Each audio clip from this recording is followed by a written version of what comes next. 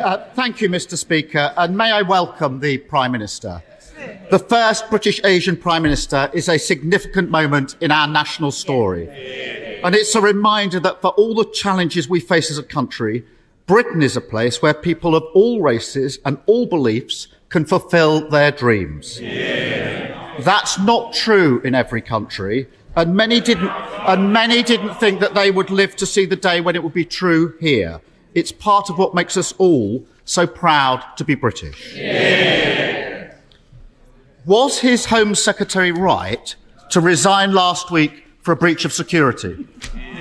Prime Minister. Well, Mr. Speaker, can I thank the honourable gentleman for his kind and indeed generous welcome to the dispatch box. I look forward to Prime Minister's question time with him, and I know that we will have, no doubt, robust exchanges, but I hope that they can also be serious and grown up. So I look forward to it. Well, he asked about the Home Secretary. The Home Secretary made an error of judgment, but she recognised that. She raised the matter and she accepted her mistake. And that's why I was delighted to welcome back into a united cabinet that brings experience and stability to the heart of government. And let me tell you, Mr. Speaker, what the Home Secretary will be focused on.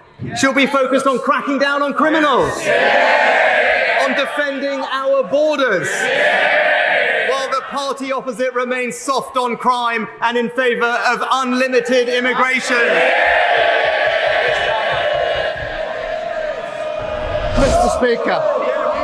Mr. Speaker, yesterday the Prime Minister stood on the steps of Downing Street and promised integrity, professionalism and accountability. But then, with his first act, he appointed a Home Secretary who was sacked by his predecessor a week ago for deliberately pinging around sensitive Home Office documents from her personal account. Far from soft on crime, I ran the Crown Prosecution Service for 5 years. I worked with Home Secretaries to take on terrorists and serious organised crime. And I know firsthand how important it is that we have a Home Secretary whose integrity and professionalism are beyond question. So, have officials raised concerns about his decision to appoint her? Mr. Speaker, I just addressed the issue with the Home Secretary, but he talked about fighting crime. I would hope, Mr. Speaker, that he would welcome. I would hope that as we look forward, he would welcome the news today that there are over 15,000 new police officers on our street. And the Home Secretary will be supporting them to tackle burglaries. Well, the party opposite will be backing the lunatic protesting fringe that are stopping working people going about their lives. Keir Starmer. Well, Mr. Speaker, I listened carefully. That was clearly not a no. We can all see what's happened here.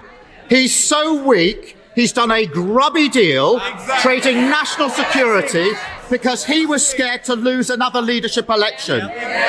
There's a new Tory at the top, but as always with them, party first, country second.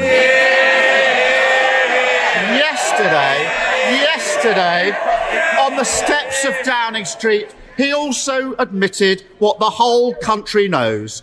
The Tories have crashed the economy, and now somebody has to pay for their mess. I say it shouldn't be working people who've been hammered time and again by this lot, but those with the broadest shoulders must step up. Does he agree? Well, Mr. Speaker, the honourable gentleman talked about party first and country second. Perhaps he could explain to us why it was a few years ago he was supporting the member for Islington North.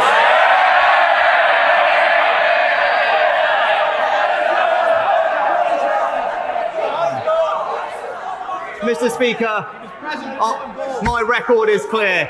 When times are difficult in this country, I will always protect the most vulnerable. That is the values of our compassionate party. We did it in COVID and we will do that again.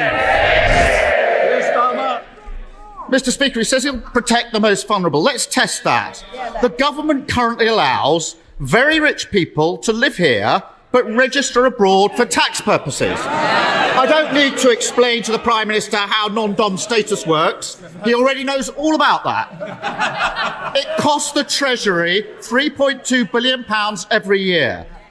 Why doesn't he put his money where his mouth is and get rid of it? Well, Mr. Speaker, I have been honest. We will have to take difficult decisions to restore economic stability and confidence. And my honourable friend, the Chancellor, will set that out in an autumn statement in just a few weeks. But what I can say, as we did during COVID, we will always protect the most vulnerable. We will do this in a fair way. But what I can say, I am glad, Mr. Speaker, that the party opposite, the honourable gentleman, has finally realised that spending does need to be paid for. It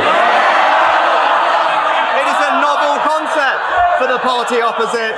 This government is going to restore economic stability, and we will do it in a fair and compassionate way.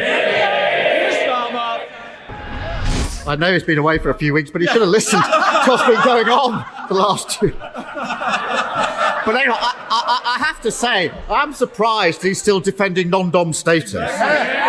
He pretends he's on the side of working people, but in private he says something very different.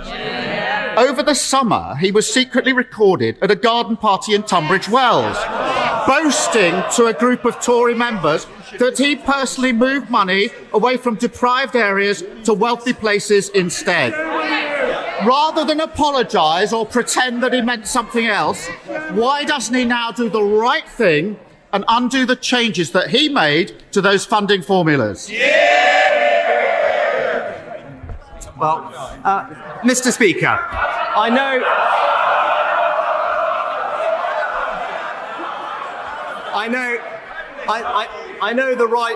the right honourable gentleman rarely leaves North London. But if he does, he will know that there are deprived areas in our rural communities, in our coastal communities, and across the south, and this government will relentlessly support them, because we are a government that will deliver for people across the United Kingdom. But Mr. Speaker, he mentioned the last few weeks. I am the first to admit that mistakes were made, and that's the reason I am standing here. But that is the difference between him and me. This summer, I was being honest about the difficulties that we were facing. But when he ran for leader, he promised his party he would borrow billions and billions of pounds. I told the truth for the good of the country. He told his party what it wanted to hear. Leadership is not selling fairy tales. It is confronting challenges, and that is the leadership the British people will get from this government. Mr. Speaker, I think everyone should watch the video and make their own minds up. In public, he claims he wants to level up the north, but then he boasts about trying to funnel vital investment away from deprived areas. He says one thing and does another. But they're shouting. They're not my words. They're not my words. They're the words of the former chair of the Tory party, sacked yesterday for telling the truth about the Prime Minister. Even his own side know he's not on the side of working people. That's why the only time he ran in a competitive election, he got trounced by the former Prime Minister, who herself got beaten by a lettuce. So why doesn't he put it to the test, let working people have their say, and call a general election?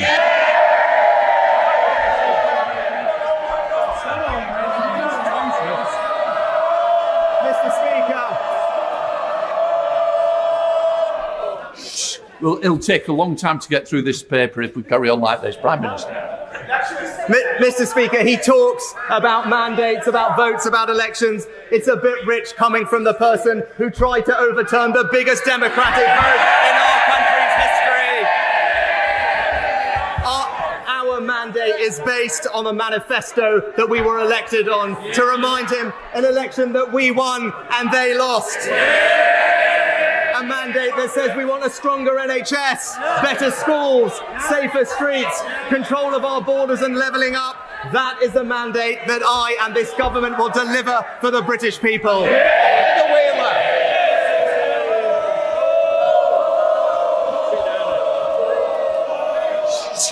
Heather's not even asked her a question. You want more? Come on, Heather. Now be the first to know about the latest updates on our new news app. Go on your Android or iOS, search for HW News Network. Download our app, choose the language you prefer to get updates in, and be up to date with the latest news.